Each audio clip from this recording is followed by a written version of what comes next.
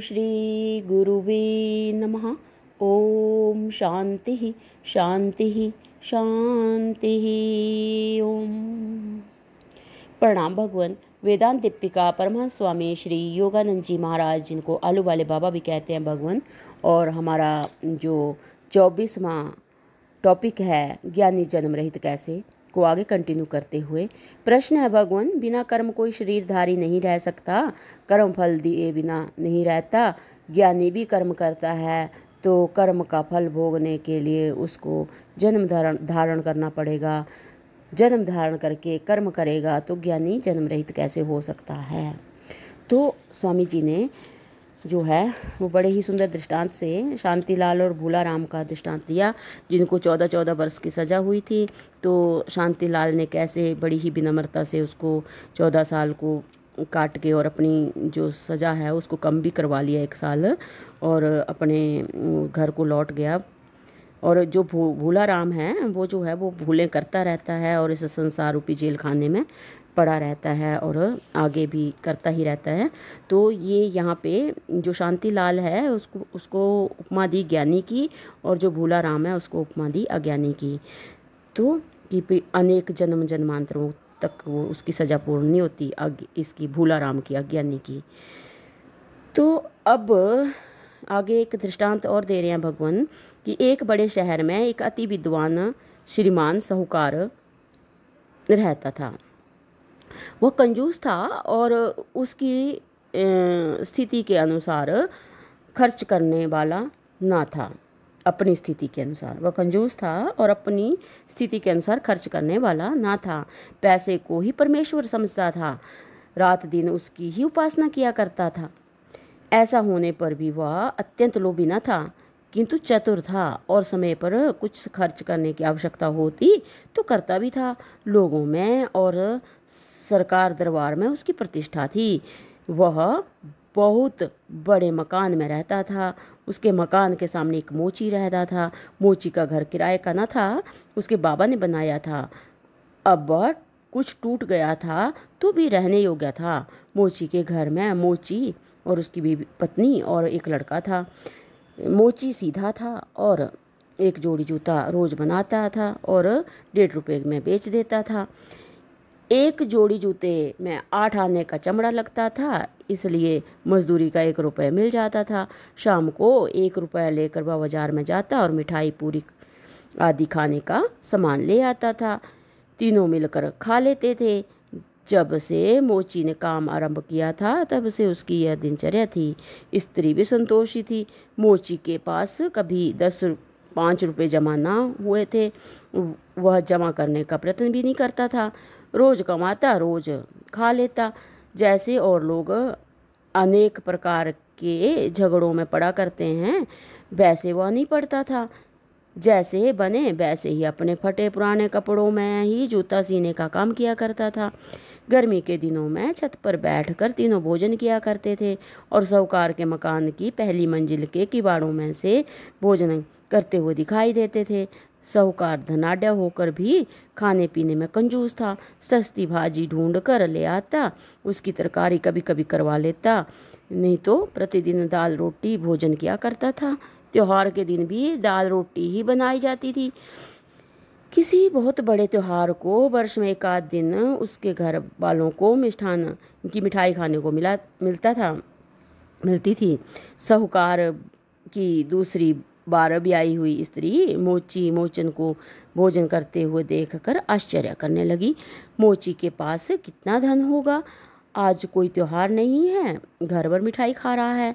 दूसरे दिन फिर, तीसरे दिन फिर इसी प्रकार लगातार 6-7 दिन उसने देखा। उसके सेठ की घरवाली ने कि वो ऐसे ही रोज़ मिठाई खाते देखती रही उनको। ना कभी चूल्हा जलता, ना कभी दाल रोटी होती। रोज़ मिठाई खाते देखकर एक दिन सेठानी जो अपने पति से कहने लगी, देखो जी, यह मोची रोज़ मिठाई खाया करता है।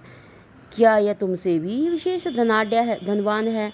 तुम्हारे यहाँ तो कभी 8-7 महीने पीछे भी मिष्ठान नहीं बनता, बाजार से तो कभी लाया ही नहीं जाता। साहूकार यह बात सुनकर मन में हंसा और कहने लगा, ये मोची लोग हैं, इनकी बराबरी हम कैसे कर सकते हैं। वे धनवान नहीं हैं, धन का सुख वे नहीं जानते, धन की कीमत भी नहीं उन्हें नहीं मालूम है। तू आज से देखा कीजिए कि वे क्या खाते हैं। मैं जानता हूँ कि 1-2 दिन पीछे वे मिठाई खाना भूल जाएंगे। स्त्री ने कहा, तुम 2 दिन की बात करते हो, मैं 10 दिन से देख रही हूँ।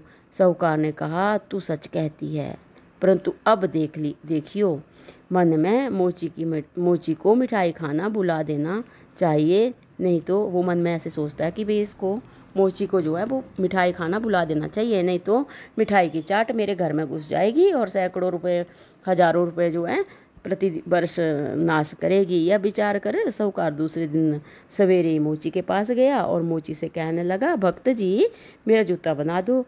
मोची विचारने लगा, यह क्या बात है, इतने वर्षों से मैं जूता बनाता हूँ, सेठ जी ने कभी मुझसे जूता नहीं बनवाया, आज क्या है जो मुझसे जूता बनवाते हैं।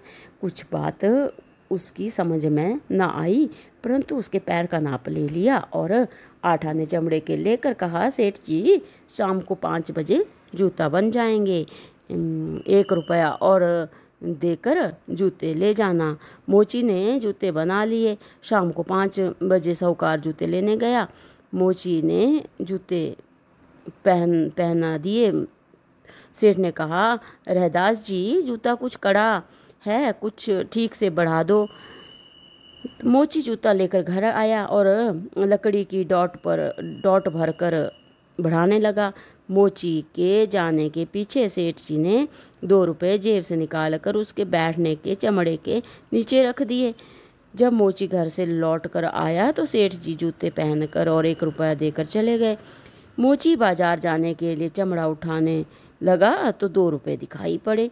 उन्हें देखकर मोची विचारने लगा कि ये कैसे रुपये, 2 रुपये ये हैं, 1 रुपया मेरे पास है, 3 रुपये हुए, मकान की एक कड़ी टूट गई है, 3 रुपये में बन जाएगी। विचार कर उसने स्त्री से आकर कहा, नत्थी, लड़के का नाम लेकर, नत्थी की माँ, आज मैं बाजार से खाने को नहीं लाऊंगा, पड़ोसिन से कुछ आटा मांग कर टिक्कर बना ले, यानी कि रोटी बना ले, टिक्कर बना ले।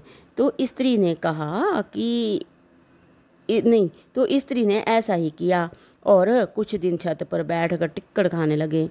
उस दिन दूसरे दिन मोची के पास 4 रुपये हो गए। उसने उन्हें खर्च करने को उसका जी नहीं चाहता था। वह दिन भी टिक्कड़ खाकर निकाल दिया। अब उसके पास 5 रुपये हो गए। उस दिन भी मिठाई नहीं लाया। 1 से खिचड़ी उधार लेकर पकाई गई और 6 रुपये उसके पास हो गए। मोची ने कहा, उधार लाते हुए आज कई दिन हो गए, उधार कब तक लाऊंगी। मोची ने कहा, इनमें से रुपया खर्च करने से काम ना होगा। मोचन के कहने से वह बाजार में जाकर 1 रुपये का अन्न ले आया और उस से काम चलने लगा। अब मोची के पास रुपया बढ़ने लगा।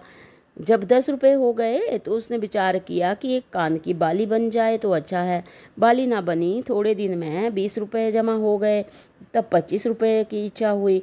कुछ दिन में 25 हो गए, तब 50 की इच्छा हुई, 50 से 100 की इच्छा। इस प्रकार मोची मिठाई खाना भूल गया। रोज रसोई बनने लगी। सेठानी रोज देखा करती थी। सोचने लगी, ये क्या हुआ, कहाँ तो रोज मिठाई खाया करते थे, अब रोटी खाते हैं। सेठ ने कुछ छू मंत्र तो नहीं कर दिया। एक दिन पति से कहने लगी, स्वामिन, अब तो मोची कभी मिठाई नहीं खाता, ये क्या हो गया। सेठ ने जी में कहा, 2 रुपये की गोली ने मोची के मिठाई खाने दर्द को मिटा दिया। तो पत्नी से, प्रिया, इस मोची के पास कभी 2 रुपये जमा नहीं हुए थे, इसलिए रुपये जमा करने की चाट नहीं लगी थी। मैं जूते बनवाने उसके पास गया और जूतों के दाम के सिवाय 2 रुपये उसकी गद्दी के नीचे डाल आया। उस दिन उसके पास 3 रुपये इकट्ठे हो गए। 3 रुपये देखकर जमा करने लगा। अब मिठाई कैसे खाए। मेरे पास तो लाखों रुपए हैं, मैं किस प्रकार नित्य मिठाई खा सकता हूँ। जब तक रुपया दिखाई नहीं देता तब तक रुपया जमा करने की चाट नहीं पड़ती, तब तक मिठाई खाई जाती है। तो स्त्री सेठ की युक्ति से अवाक यानी कि कायल हो गई। सेठ ने 2 रुपये खर्च करके भी खर्च वाली स्थिति को घर में घुसने नहीं दिया कि 2 रुपये खर्च कर दिए, बाकी पूरी स्थिति को बचा लिया, घुसने नहीं दिया। तो बता रहे हैं कि मोची का प्रथम का बर्ताव मात्र भोग कर्म का था और सेठ जी की युक्ति के पश्चात का बर्ताव आगामी कर्म का था। कामना नहीं, कमाना खाना भोग के कर्म हैं, खाना और जोड़ना आगामी कर्म हैं। लालच का यह परिणाम होता है कि अनेक प्रकार की चिंताएं उत्पन्न करके चक्कर चला करता है, जिसको 99 का फेर कहते हैं। जगत में भोग निमित्त आकर आगामी को खड़ा करना नवीन कर्मजन्यों का पैदा करना है। तो भगवान इस वाले जो टॉपिक का जो अंतिम सारांश है कि ज्ञानी जन्म रहित कैसे, इसको बता रहे हैं कि जब कर्म भोग में प्रवृत्त होते हैं, जब कर्म भोग में प्रवृत्त होते हैं तब शरीर होता है। इस शरीर से भोग रूप कर्म अवश्य होते हैं, परंतु भोग रूप फल अन्य भोग को नहीं दे सकते। ज्ञानियों का कर्म जो सन्यासियों को देखने में आता है वह भोग कर्म होता है। भोग का भोग फिर नहीं होता, मात्र भोग कर्म से फिर शरीर धारण करना नहीं पड़ता। ज्ञानी जन्म धारण करके कर्म नहीं करता, मात्र भोगता है, इसलिए वह जन्म रहित ही हो जाता है। जो अज्ञानी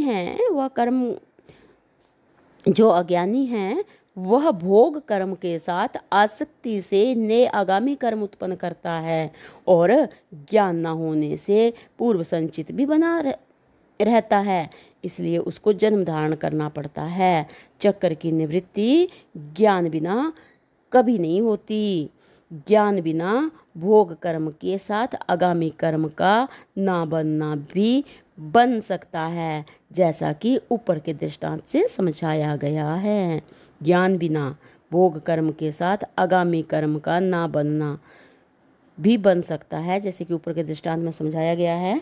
तो भगवान इसी के साथ हमारा जो ये बहुत ही सुंदर ग्रंथ वेदांत दीपिका यहाँ पर विराम लेती है। प्रणाम भगवान। ओम शांति ही शांति ही शांति ही। ओम।